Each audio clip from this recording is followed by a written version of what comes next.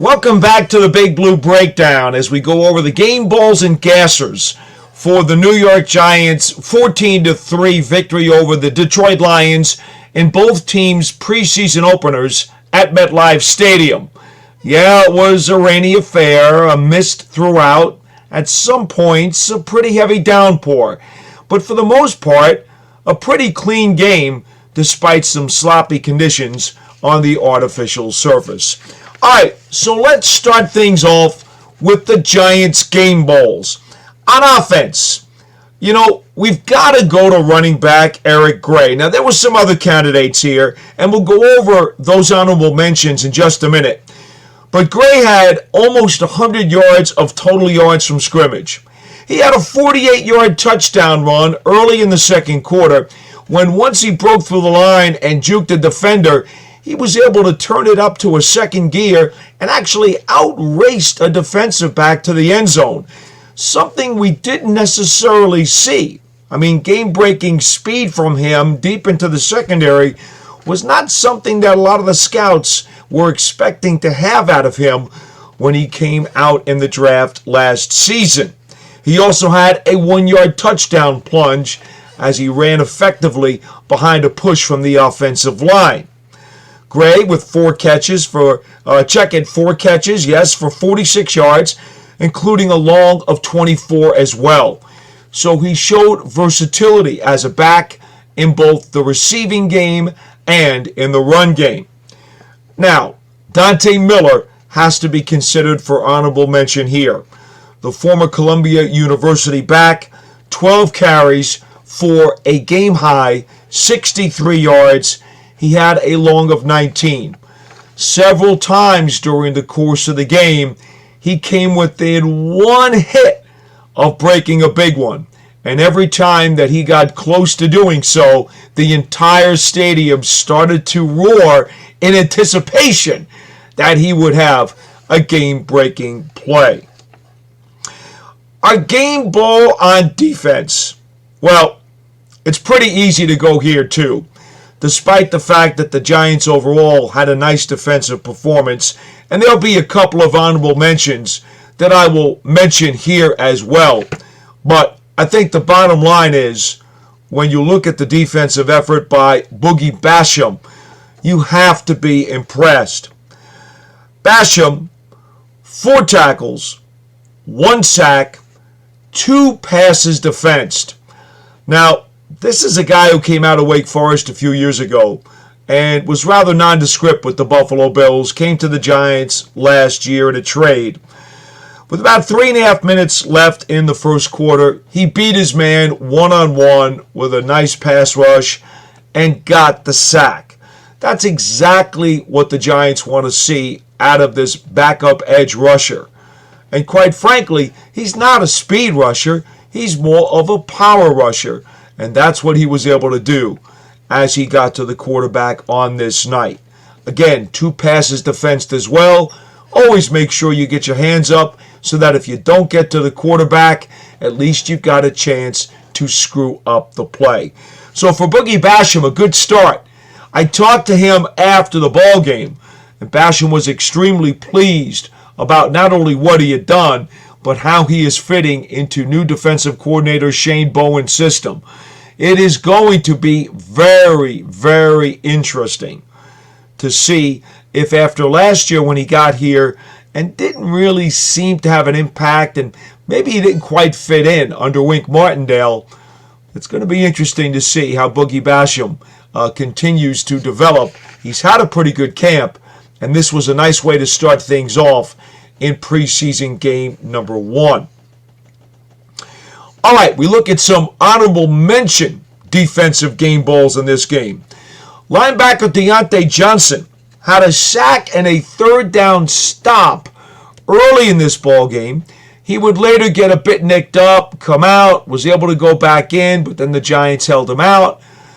This guy, a free agent linebacker out of Toledo, did some really good things last summer and did not make the team, but the Giants were able to bring him back during the offseason, and he has had a good training camp. Has had a number of good reps, even moved up on the depth chart several times during the workouts. And then here in the game, it was clear during the first half while he was playing, he definitely was stout on the inside and did a nice job. So an honorable mention for Diontae Johnson. Again, we're talking about the Giants front seven. And these guys are backups who are trying to prove that they deserve spots on this team.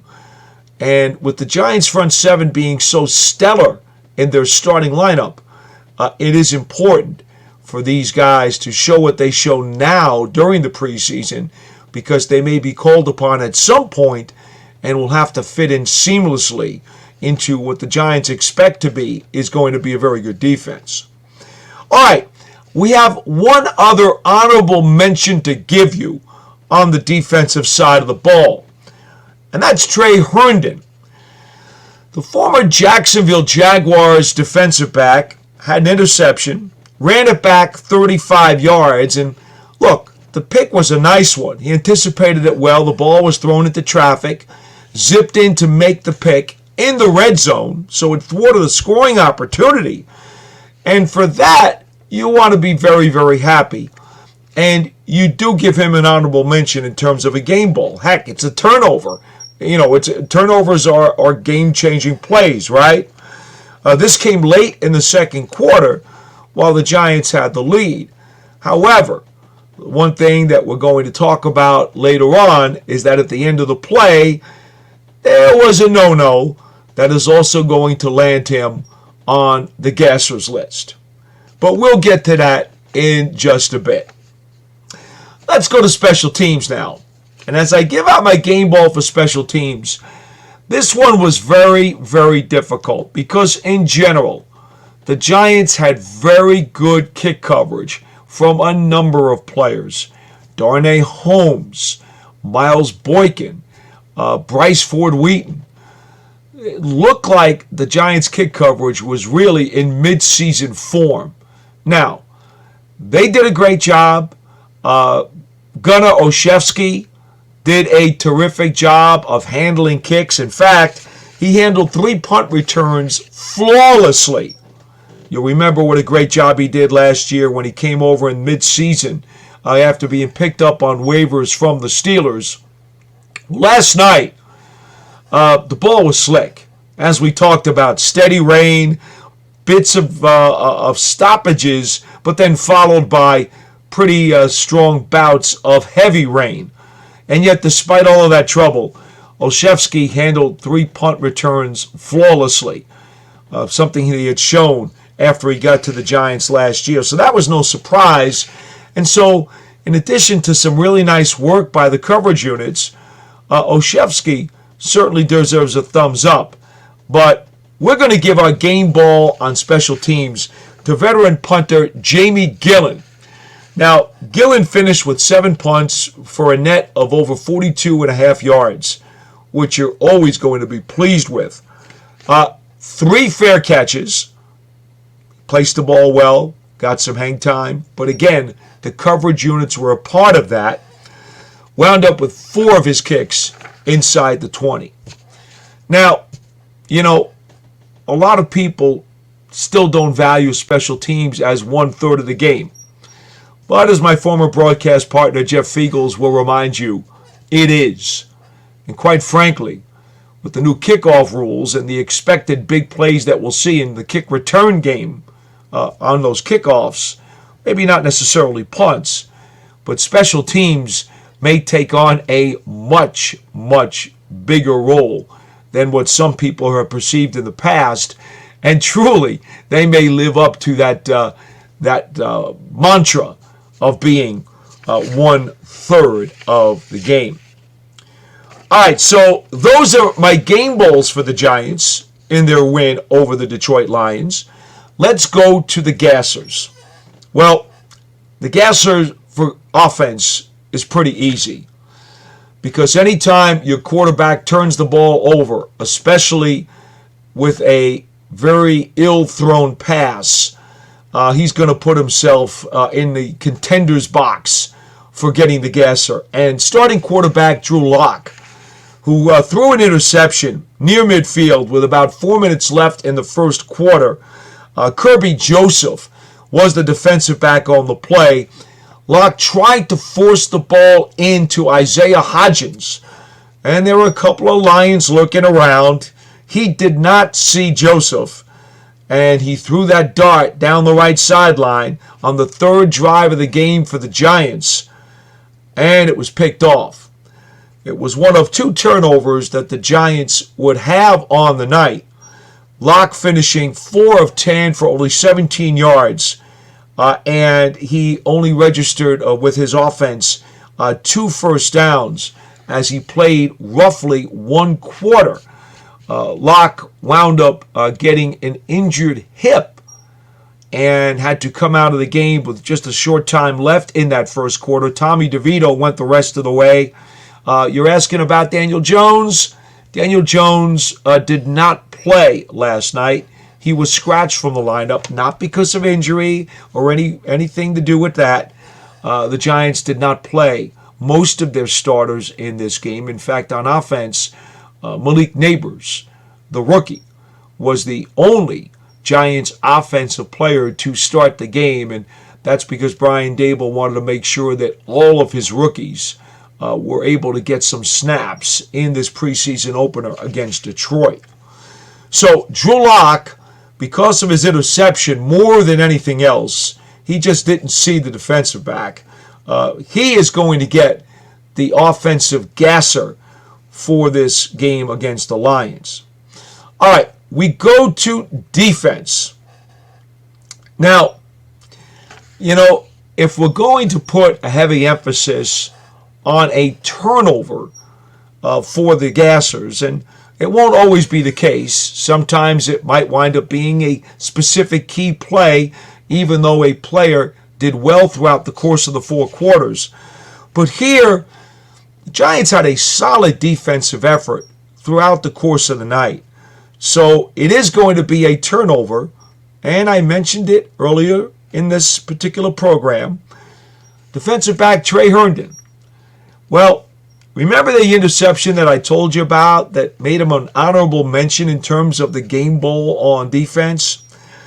Well, after that really nice 35-yard return, he wound up getting the ball poked away from behind by Tom Kennedy, one of the Lions' wide receivers, who then trailed the play and came back and was in on the tackle and forced Herndon to fumble the ball that was recovered by the Detroit Lions near midfield.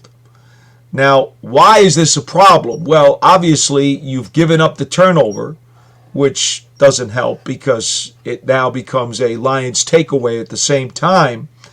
Also, there was about 1 minute left in the second quarter, and the Giants were up 14-3. Now, because that fumble occurred near midfield, it put the Lions in outstanding field position with a chance to try to get some points, which they did not. The Giants' defense was stout and wound up holding them and forcing them to punt, and there was no damage done. But you can imagine in a regular season game, you give up the ball near midfield with about a minute to go, and you have a 14-3 lead, a potential score by the opposition would just be a devastating punch as you go into the locker room and give the other team significant momentum. So it certainly could have been a much more costly turnover by Herndon after he came up with the takeaway. So for that, we will give him the defensive gasser. We should also add that had the Giants been able to maintain that takeaway, think about it. They would have had the ball near midfield with that 14-3 lead and about a minute left in the half. And Tommy DeVito would have been able to now execute, his hurry-up offense and potentially, again, in a regular season game, imagine, not only would he have gotten practice here in this game to run that hurry-up at the end of a half, but think about it. If you're up 14-3, and now You add points. All right, maybe it's not a touchdown. Maybe it's only a field goal. Imagine how you feel going into the locker room with that late score and at least a 17-3 advantage. Missed opportunity. So again, Herndon gets the gasser on defense here in this one. Special teams. This one's very tricky. See, because when you look at the special teams, what do they always say? Ball security is the most important. So there's a lot of stuff happening on special teams, and it's hard to keep an eye on everything, especially with the new kickoff formation. But it's kind of easy in this particular case because Isaiah McKenzie muffed a punt return. 2 punt return attempts, 1 kickoff return attempt, but early in the second quarter, he muffed a punt return. Again, wet ball, wet conditions, but these guys are pros. They're supposed to hold on to the ball when they're back there and given the opportunity on a return. That's the primary objective, get the ball. Well, he did wind up recovering his own muff. So no damage, no harm, no foul. But because he did muff that punt return, he gets my special teams gasser for the night. McKenzie is going into his 8th NFL season. Now remember, he's got a history with Brian Daboll and Joe Shane because of his time with the Buffalo Bills. And during the previous 7 years that he's played in this league, he has returned plenty of kicks, plenty of punts in particular. He is in a very, very close battle, believe it or not, with Gunnar Olszewski for that primary punt return job. Both guys are diminutive wide receivers. And so when you look at them, they are both going to be very deep on the wide receiver depth chart if they make the team, because they're primarily going to make the team because they'll be the lead punt return guy.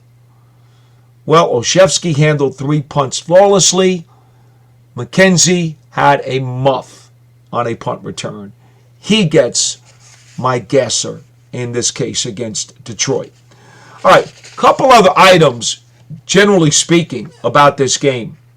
Giants ran the ball well, 27 carries for 155 yards. We talked about Eric Gray's 48-yard touchdown run earlier. That certainly inflated that number.